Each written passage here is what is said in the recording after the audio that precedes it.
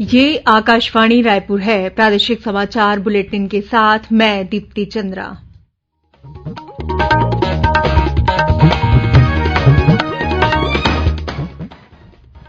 और अब पेश है आज के मुख्य समाचार। भाजपा ने राज्य सरकार पर 229 करोड़ रुपए के गोबर घोटाले का लगाया आरोप। प्रदेश में हाट बाजार क्लिनिक योजना की तर्ज पर अब मवेशियों के इलाज के लिए जल्द ही मोबाइल वेटनरी वाहन प्रारंभ किए जाएंगे। मणिपुर की घटना के विरोध में सर्व आदिवासी समाज द्वारा बस्तर संभाग में बंद के आह्वान का असर देखने को मिला। जगदलपुर सहित संभाग के सभी जिला मुख्यालयों में आज व्यापारिक प्रतिष्ठान बंद रहे। और दुर्ग जिला सहकारी केंद्रीय बैंक के पूर्व अध्यक्ष प्रीतपाल बेलचंदन को आर्थिक अनियमितता के आरोप में पुलिस ने किया गिरफ्तार।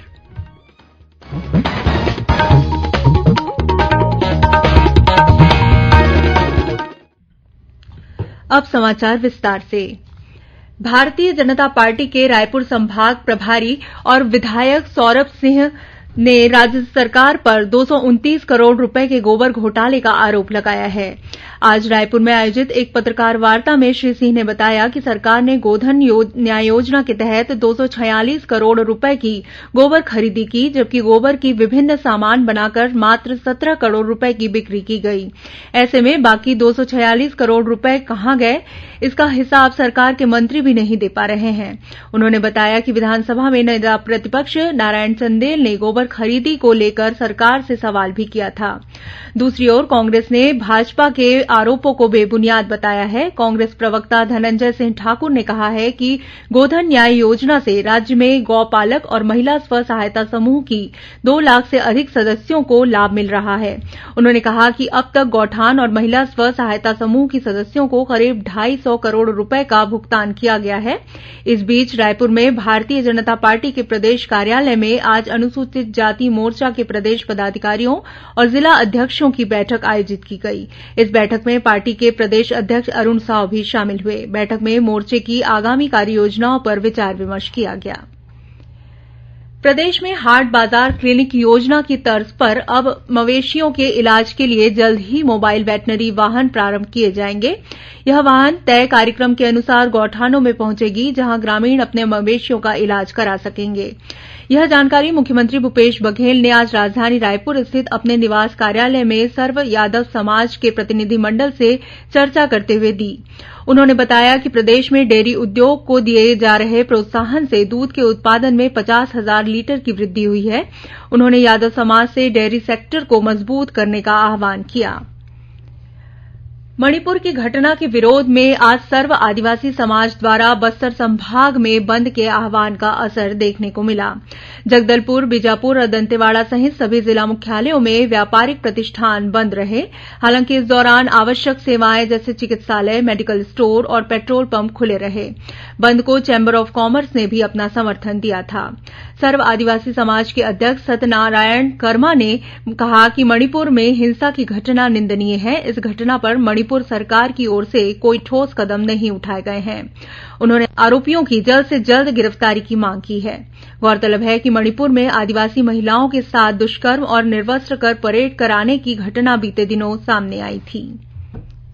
छत्तीसगढ़ अधिकारी कर्मचारी फेडरेशन ने आगामी 1 अगस्त से होने वाली अनिश्चितकालीन हड़ताल स्थगित कर दी है। फेडरेशन ने मुख्यमंत्री भूपेश बघेल के साथ हुई बैठक के बाद यह फैसला लिया है। फेडरेशन के पदाधिकारियों ने बताया कि मुख्यमंत्री ने उनकी 5 सूत्री मांगों को पूरा करने का आश्वासन दिया है। गौरतलब है कि फेडरेशन ने केंद्र के समान महंगाई भत्ता, 7वें वेतनमान में गृह भाड़ा भत्ता, पिंगवा कमेटी की रिपोर्ट, पेंशन और नियमितीकरण जैसी मांगों को लेकर हड़ताल पर जाने की घोषणा की थी।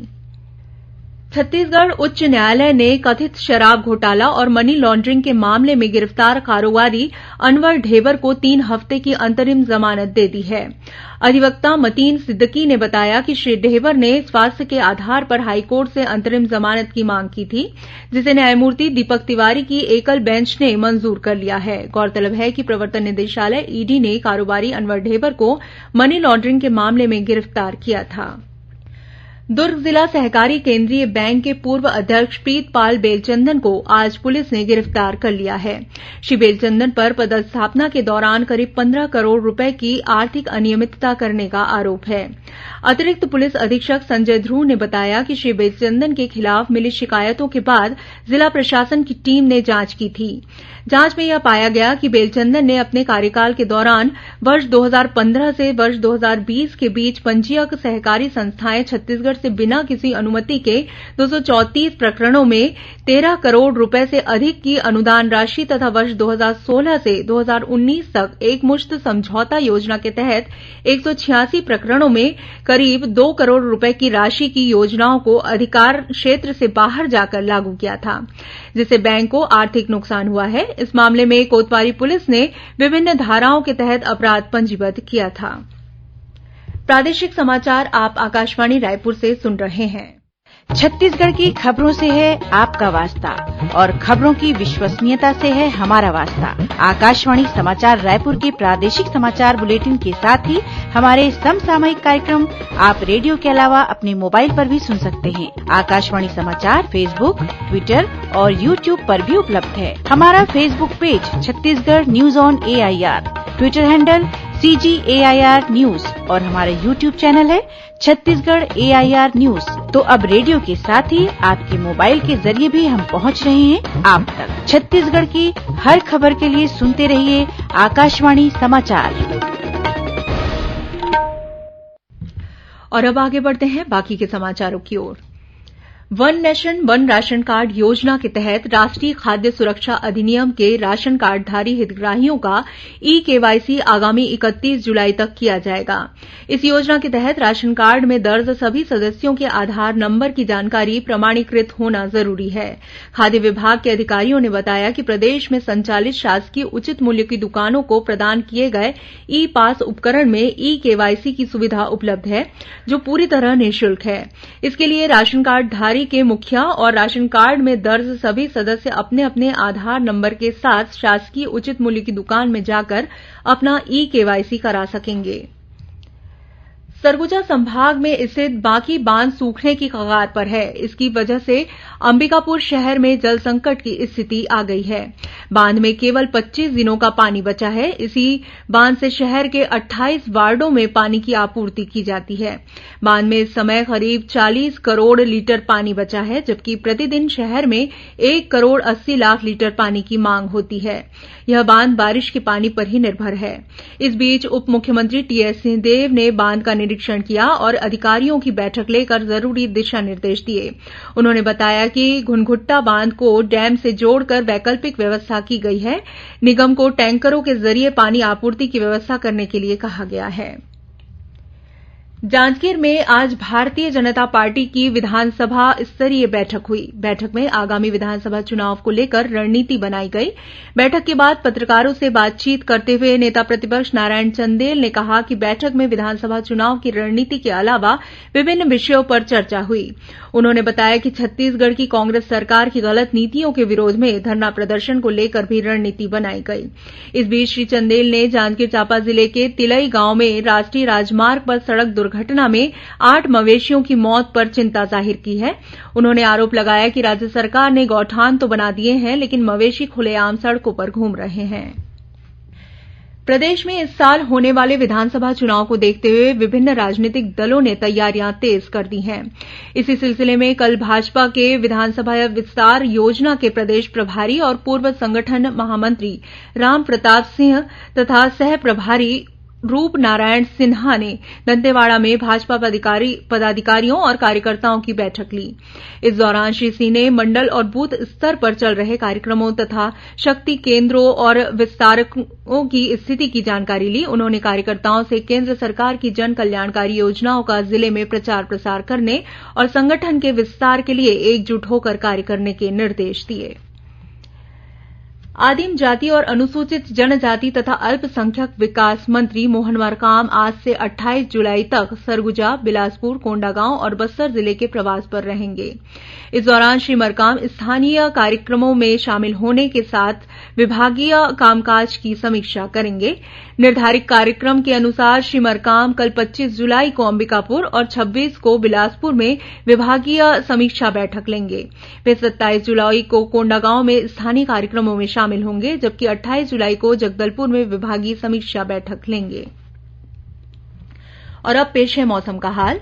मौसम विभाग ने प्रदेश के 1-2 स्थानों पर भारी वर्षा होने की चेतावनी दी है। कल प्रदेश के अधिकांश स्थानों पर हल्की से मध्यम वर्षा और गरज चमक के साथ छींटे पड़ने की संभावना है। वहीं बस्तर संभाग के 1-2 स्थानों पर भारी से अति भारी बारिश हो सकती है। इस बीच बिलासपुर जिले में तखतपुर थाना क्षेत्र के ग्राम नगोई में आज खेत में काम कर रहे एक परिवार के 3 लोग आकाशीय बिजली की चपेट में आ गए। इस घटना में एक युवक की मौत हो गई, वहीं उनकी मां और पत्नी घायल हो गई है।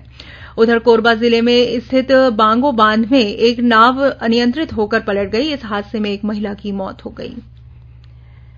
गरियाबंद जिले के चिंगरापकार जलप्रपात में कल शाम जलस्तर बढ़ जाने से करीब 500 पर्यटक फंस गए थे। इसकी सूचना मिलते ही जिला प्रशासन की टीम मौके पर पहुंची और बचाव अभियान शुरू किया गया। पुलिस और होमगार्ड के जवानों ने देर रात तक रेस्क्यू अभियान चलाकर सभी पर्यटकों को सकुशल बाहर निकाल लिया।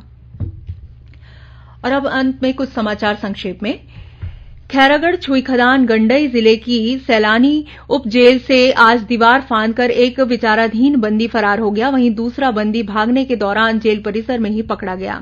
कोंडागांव जिले के ग्राम बफना और नेवता के बीच एक मालवाहक वाहन के पलट जाने से 8 लोग घायल हो गए। सभी घायलों को अस्पताल में भर्ती कराया गया है। और जांजगीर चांपा जिले के ग्राम तालदेवरी में आज अज्ञात वाहन की टक्कर से पिकअप सवार एक व्यक्ति की मौत हो गई, वहीं 15 अन्य लोग घायल हो गए हैं। अंत में मुख्य समाचार एक बार फिर। भाजपा ने राज्य सरकार पर 229 करोड़ रुपए के गोबर घोटाले का लगाया आरोप। प्रदेश में हाट बाजार क्लिनिक योजना की तर्ज पर अब मवेशियों के इलाज के लिए जल्द ही मोबाइल वेटनरी वाहन प्रारंभ किए जाएंगे। मणिपुर की घटना के विरोध में सर्व आदिवासी समाज द्वारा बस्तर संभाग में बंद के आह्वान का असर देखने को मिला। जगदलपुर सहित संभाग के सभी जिला मुख्यालयों में आज व्यापारिक प्रतिष्ठान बंद रहे। और दुर्ग जिला सहकारी केंद्रीय बैंक के पूर्व अध्यक्ष प्रीतपाल बेलचंदन को आर्थिक अनियमितता के आरोप में पुलिस ने किया गिरफ्तार। इसी के साथ प्रादेशिक समाचार बुलेटिन समाप्त हुआ। नमस्कार।